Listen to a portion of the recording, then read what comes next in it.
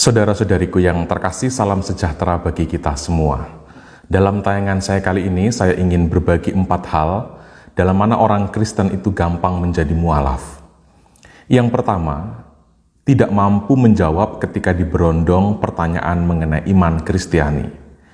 Misalnya mengenai mengapa patung disembah, mengapa Maria disembah, mengapa Yesus yang manusia itu dituhankan, mengapa Tuhan bisa mati, mengapa Allah ada 3, mengapa Tuhan punya anak, siapa bidannya, dan lain-lain. Saudara-saudariku, saya ingin mengatakan bahwa semua orang itu bisa membuat pertanyaan, tetapi tidak semua pertanyaan itu benar untuk ditanyakan. Jangan cepat untuk berhasrat menjawab pertanyaan itu, sebab isi otak dari orang yang bertanya itulah yang mestinya direvisi dulu sebelum kita menjawab pertanyaannya.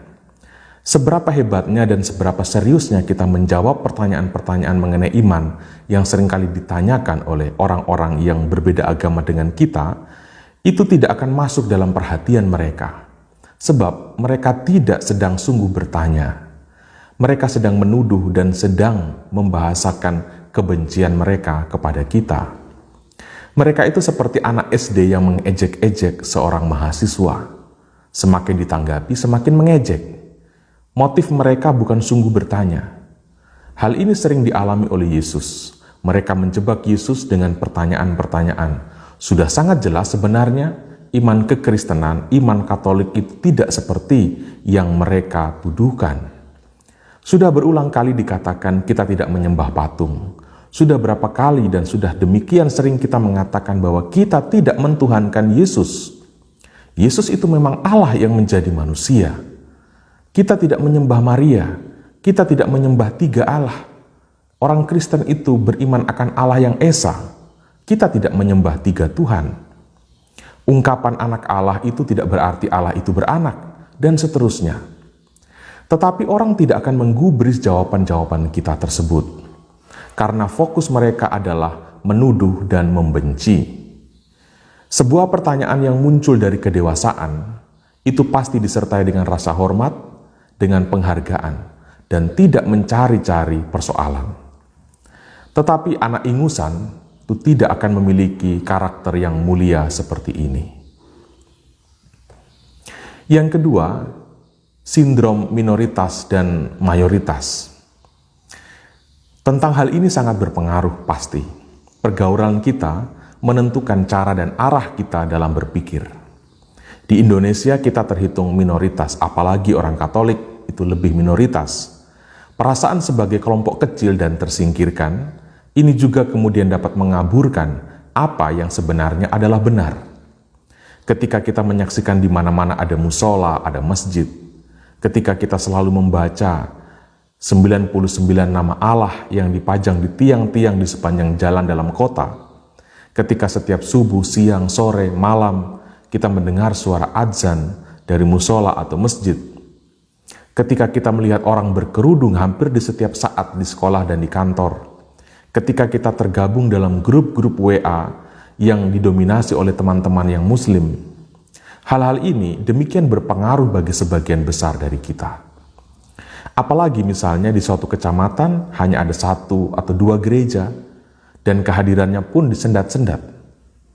Tetapi patut diamati dan dikagumi serta patut untuk disyukuri bahwasanya sekalipun di tengah mayoritas yang kuat dan yang fanatik, tetapi begitu banyak umat beriman Kristen di Indonesia, baik Protestan maupun Katolik, yang sangat militan kehidupan imannya.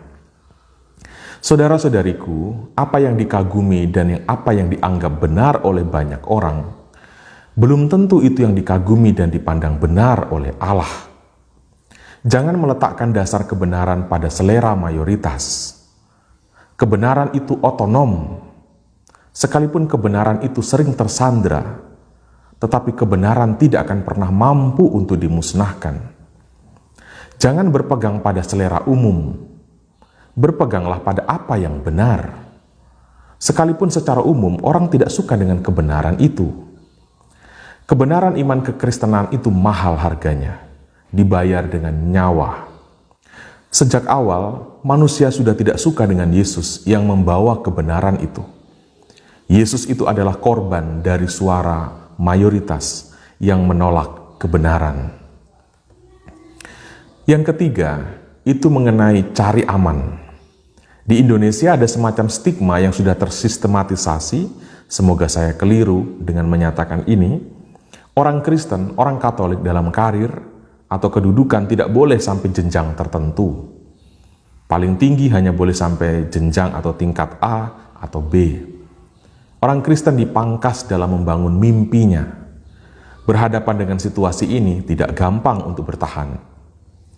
Untuk tetap bertahan sebagai orang Kristen harus merelakan popularitas, terbatas dalam meniti mimpi dan keinginan-keinginan. Memang sungguh menjadi Kristen itu perjuangan. Tetapi entahkah banyak orang Kristen yang menyadari atau tidak bahwa justru inilah keunikan kita. Inilah keistimewaannya menjadi Kristen itu. Ini asiknya menjadi Kristen. Dengan pengalaman-pengalaman keseharian yang sedemikian menekan, sabda-sabda Yesus sedemikian terasa sangat real, sangat hidup dan sangat nyata. Yang keempat, mengenai takut tidak laku. Ini khususnya bagi orang Kristen yang jomblo, yang belum mendapat jodoh.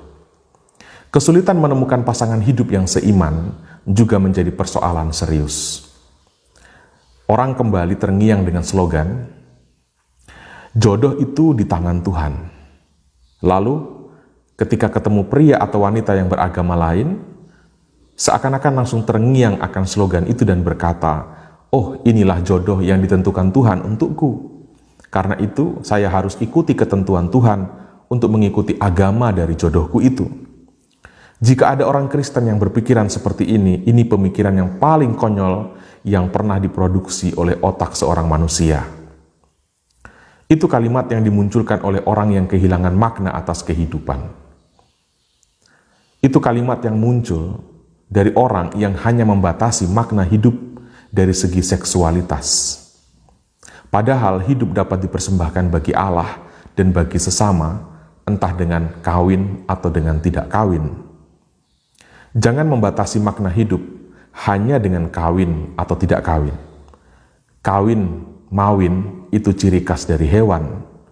Fokus dan makna hidup manusia tidak melulu soal kawin dan dikawinkan. Karena itu, jangan gadaikan hidupmu untuk dapat jodoh. Jangan jual imanmu untuk dapat tubuh lain yang sekedar untuk dipeluk-peluk. Hubungan dengan tubuh jenis itu bisa lenyap dan bisa berakhir. Tetapi hubungan dengan tubuh Yesus itu kekal abadi selamanya. Betapa bodohnya orang yang meninggalkan tubuh Yesus untuk mendapatkan tubuh pria atau tubuh wanita yang lain. Saudara-saudari, demikian sekilas pandangan saya atau 4 hal yang perlu untuk kita sama-sama cermati. Mari kita tetap kokoh dalam iman akan Yesus Kristus. Dalam iman inilah kita diselamatkan. Tuhan memberkati kita semua.